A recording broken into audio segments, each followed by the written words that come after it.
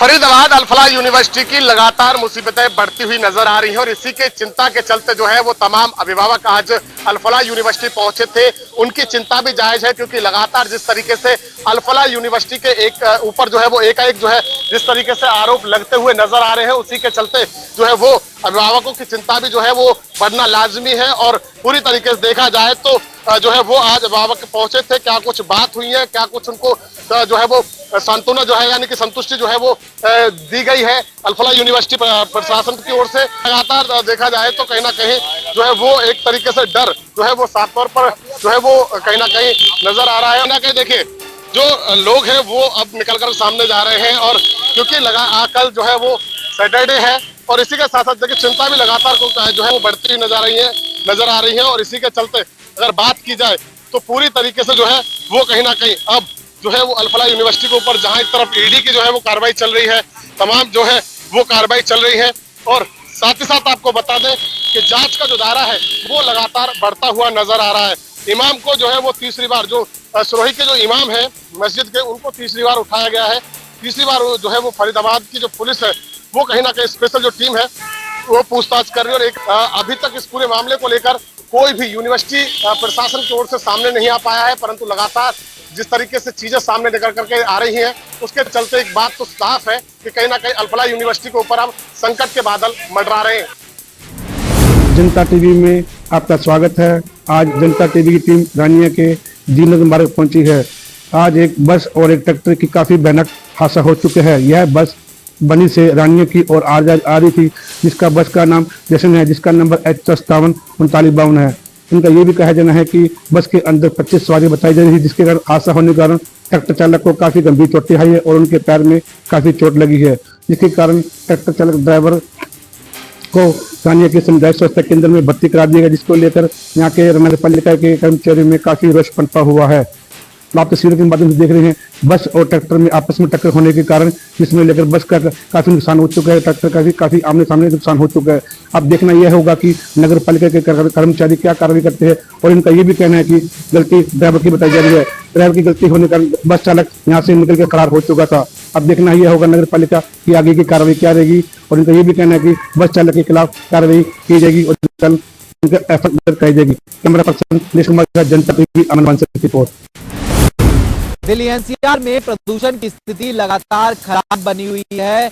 Delhi NCR में 400 के ऊपर एयर क्वालिटी इंडेक्स अलग अलग इलाकों में बना हुआ है। तस्वीरें हम दिखाते हैं दिल्ली की सड़कों की, जहां पर व्हीकुलर पोल्यूशन भी जो है देखने को मिलता नजर आता है। अलग अलग इलाकों की बात करें तो आनंद विहार में एयर क्वालिटी इंडेक्स 430 है, अशोक विहार में 406, बवाना में 421। इसी तरीके से दिल्ली के अलग अलग इलाकों में जो एयर क्वालिटी इंडेक्स है वो फिलहाल बना हुआ है। राज्य सरकारें अलग अलग तरीके से जो कदम है वो उठा रही है, लेकिन कदम जो है नाकाफी साबित होते हुए नजर आ रहे हैं और बेहद खराब कैटेगरी में दिल्ली एनसीआर में जो प्रदूषण है वो लगातार बना हुआ है। हालांकि आज ये CAQM द्वारा जो है एक बड़ा स्टेप जो है लिया गया। ग्रेड 4 में जिस तरीके की पाबंदी थी अब वो ग्रेड 3 में भी लागू हो सकती है, जिसमें जो एनसीआर क्षेत्र की बात करें, जिसमें जो दिल्ली सरकार के ऑफिस है, MCD ऑफिस की बात करें या फिर प्राइवेट ऑफिस की बात करें, वहां पर 50% जो कर्मचारी हैं उनको काम करने की इजाजत जो है होगी और 50% जो कर्मचारी हैं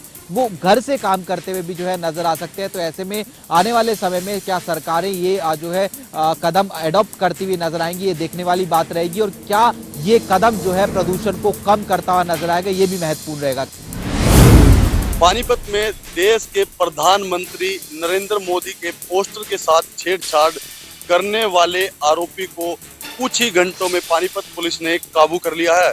बता दें कि पकड़े गए आरोपी की पहचान विनीत खरब इसराना कांग्रेस युवा अध्यक्ष के रूप में हुई है। जिला जन सूचना संपर्क अधिकारी ने इसकी सूचना पानीपत के सेक्टर 13-17 में दी थी, जिसके बाद पुलिस ने मामला दर्ज कर लिया।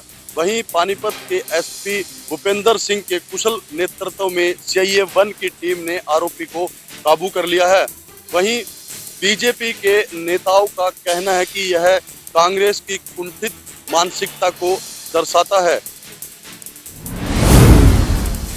पेहवा में स्टेट बैंक ऑफ इंडिया की ब्रांच से करेंसी चेक से 40 लाख रुपए के बंडल गायब हो गए। इसमें बैंक के ही 2 कर्मियों पर बंडल गायब करने का आरोप लगाया गया है। बैंक के मैनेजर ने पुरानी जब सीसीटीवी फुटेज देखी तो मामले का खुलासा हुआ। ब्रांच मैनेजर ने दोनों कर्मियों से कैश गायब होने पर जवाब मांगा, लेकिन जब वो दोनों कर्मी जवाब नहीं दे सके तो उनकी शिकायत पुलिस में दी।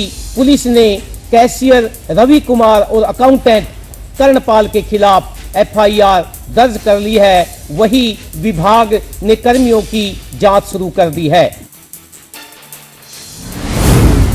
हरियाणा के डीजीपी ओपी सिंह ने बुलेट और थार को लेकर सख्त निर्देश दिए थे।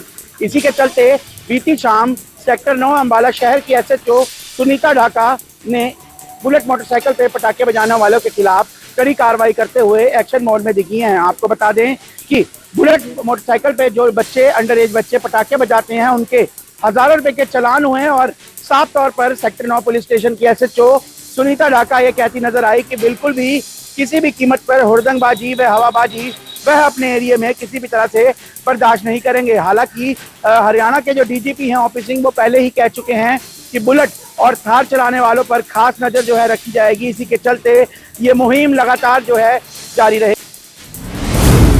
दिल्ली क्राइम ब्रांच के हाथ बड़ी सफलता लगी है। बीते दिनों दिल्ली कार ब्लास्ट के बाद से ही सभी सुरक्षा एजेंसियां अलर्ट मोड में काम कर रही है। उसके बाद से ही दिल्ली क्राइम ब्रांच ने कार्रवाई करते हुए एक गिरोह का पर्दाफाश किया और 4 तस्करों को गिरफ्तार किया और उनके पास से 10 विदेशी पिस्टल और 92 जिंदा कारतूस भी बरामद किए। बताया जा रहा है इन अवैध हथियारों को दिल्ली और आसपास के राज्यों में बदमाशों और गैंगस्टरों को सप्लाई किया जाना था और इस मामले में ये भी निकल कर आ रहा है कि इन अवैध हथियारों की पूरी तस्करी का मामला पाकिस्तान और ISI से जुड़े लोगों से बताया जा रहा है। हम आपको बता दें कि पुलिस इस मामले में बारीकी से जांच के लिए उनके मोबाइल, बैंक डिटेल और सोशल मीडिया पर लगातार बारीकी से नजर बनाए हुए हैं। और वहीं फरीदाबाद में बीते दिनों जिस प्रकार से एक आतंकी को गिरफ्तार किया गया था और 2900 किलो नाइट्रेट और अमोनियम भी बरामद किया गया था, उसके बाद से ही सभी सुरक्षा एजेंसियां और पुलिस पूरी तरह से अलर्ट मोड पर आ चुकी हैं और लगातार अवैध हथियारों की तस्करी पर कार्रवाई करते हुए भंडाफोड़ करने के लिए छापेमारी कर रही है।